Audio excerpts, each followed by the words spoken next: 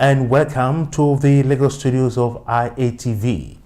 I am Adegboyega Labiron with the news. President Muhammadu Buhari today paid a one-day welcome visit to Lagos State.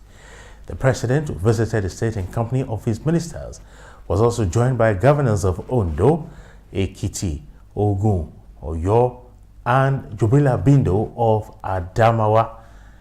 During the day-long visit, Buhari commissioned 5 cardinal projects undertaken and completed by the outgoing administration Governor Akinwumi Ambode.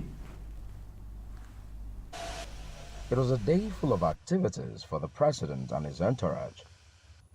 The president arrived at the presidential wing of the Murtala Muhammed International Airport, flanked by his ministers, while 6 governors, including the host governor Akinwumi Ambode, were on ground to welcome him to the state.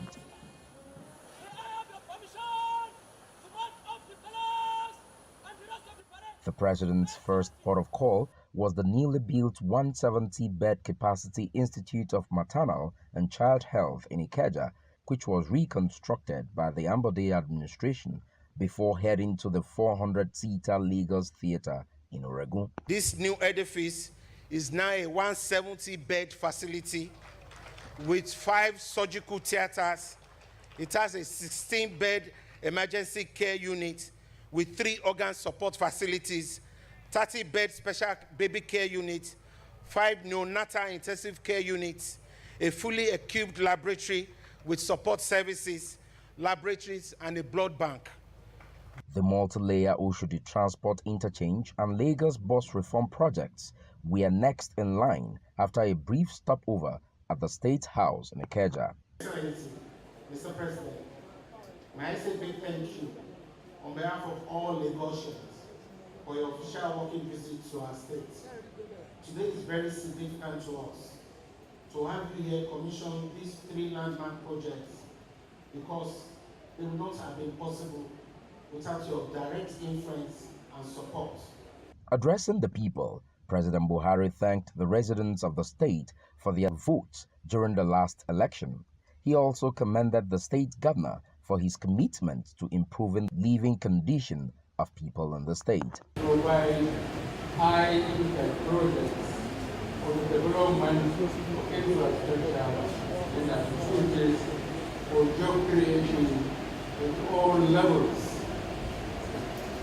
The federal government had recently approved the reconstruction of the Apapa Oshodi Expressway up to Oruki and all the toll gates, which was last attended to 40 years ago.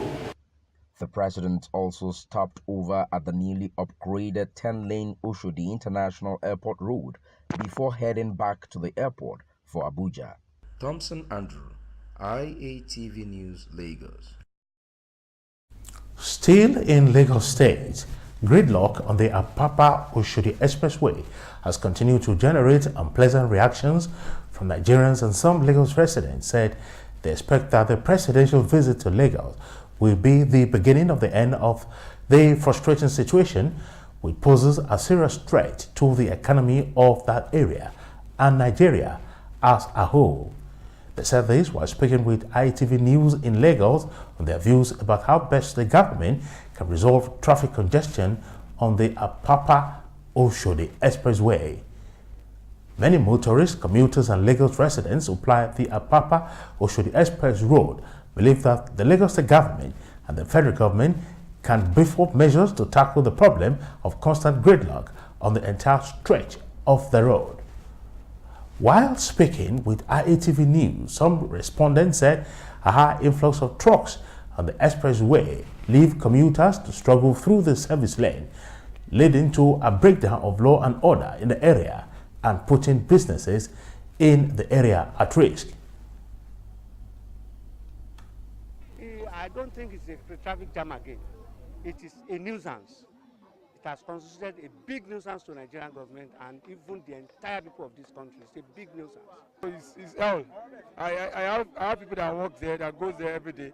I do pity them because it's an hell going there every day, you know, and that's what people are passing through. Most of times now, they couldn't drive to the Tinker Island now.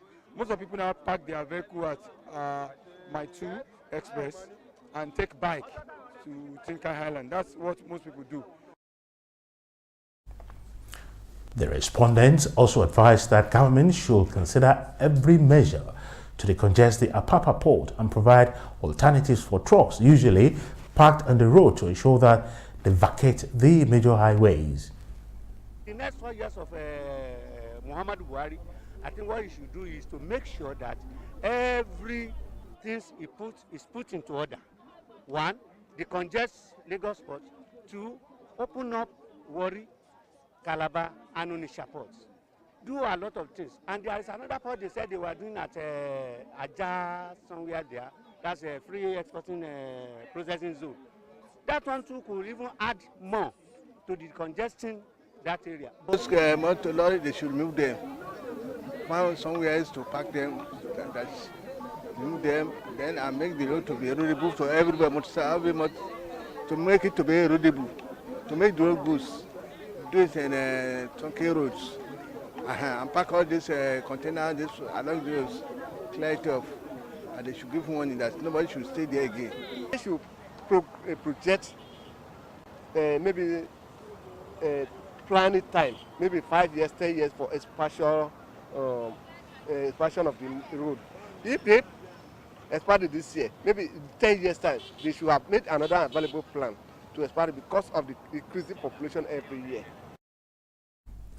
While they suggested ways out of the constant gridlock on the Apapa Oshodi Expressway, the respondents stressed that government has to exercise the political will to resolve the incessant congestion of vehicles on the expressway.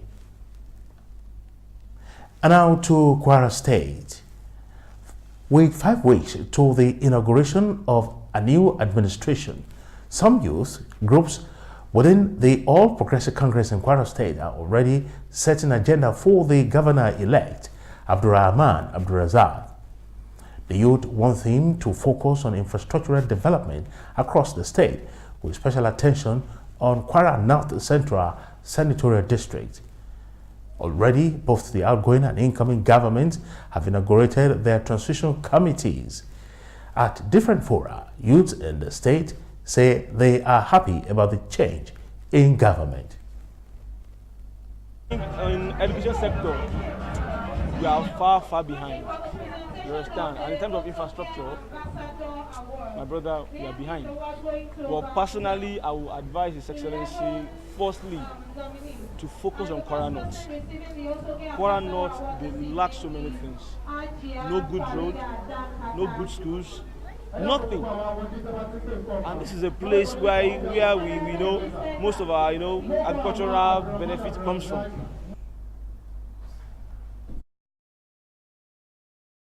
They want the new government to immediately hit the ground running after inauguration by focusing on infrastructural development.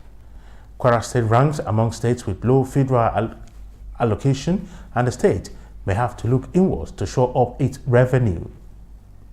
I want the government of Abdurrahman Abdulrazak to lay more emphasis on infrastructural development, power supply, and more importantly, road construction, so that people at the grassroots level will have the effect of that government. Kwara State have one of the largest deposits of gemstones, gold, tin, after plateau, and other minerals. Agric, we all have fertile land in the state here. So by the grace of God, from those sectors, and other sectors as well. But I assure you, solely mineral agriculture is going to be something wonderful in this. The new government of Abdurrahman Abdulrazak will be inaugurated on the 29th of May, and the people of Kwara State have high expectations from his government. Over now to Osun State. The police in Osun State have restated the command's commitment to maintaining law and order to sustain existing peace in the state. The State Commissioner of Police, Abiodun Ige, gave the assurance during her familiarization tour to the palaces of some traditional rulers. The first port of call was the palace of Ikirun in Ifelodun local government area of the state, where the Commissioner of Police and her entourage were given a warm reception. Ige said the essence of the visit was to seek royal blessing, collaboration and support of the traditional rulers. I cannot do anything in Osun State without having our royal fathers supporting me, collaborating with me, helping me. Because everybody in the society belongs to you. You know them in and out. You know what A can do, you know what B can do. If I call upon you, sir, for any assistance, I want to plead that you should be there for me. In his palace, the Aragbiji of Iragbiji, Oba Abdulrasheed Ayotunde Olabomi, used the opportunity to relay the security situation in the area. Oba Olabomi noted that a robust relationship between traditional institutions and the police will bring crime and criminality to its lowest ebb. I want to assure you that we give you the cooperation desired. We used to give, we are known for giving cooperation to your predecessors. So we are going to extend our house of fellowship to you. We are going to support you. We are going to support the police to ensure that your tenure here is a success. We have our own local vigilante groups who assist the regular police to police our internals and to identify miscreants who might attempt to escape the prying eyes of the officers. Besides, we do not protect criminals, and the DPO can attest to that.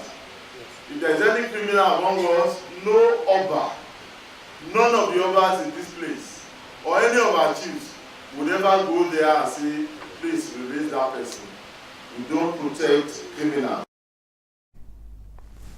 The police commissioner also visited the Ikirun area command, where officers and men were tasked on discipline, community policing, intelligence-led policing, among other professional conducts.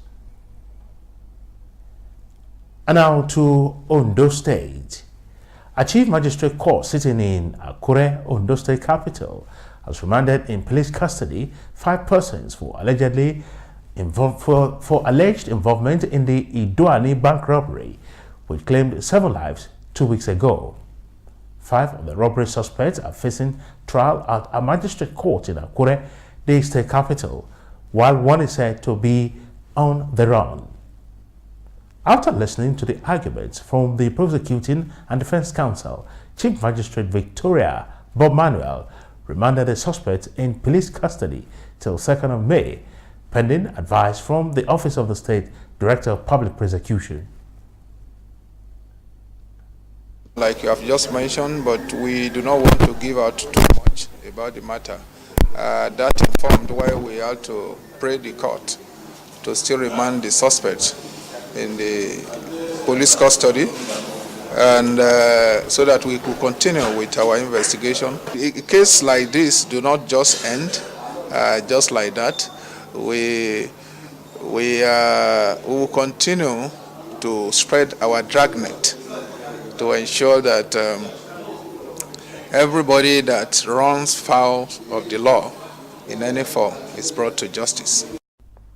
Meanwhile, the State Police Public Relations Officer, Femi Joseph, said the suspects were asked to be remanded in police custody to avoid anything that will interfere with investigation. The police have vowed to apprehend the other suspect at large and other connected with the incident. And that's the size of our package from the Lagos studios of ITV. I am Adegboyega Labiron, thanking you for having stayed tuned, and now handing you over back to our studios in Ibadan for the next segment of the news. Good evening.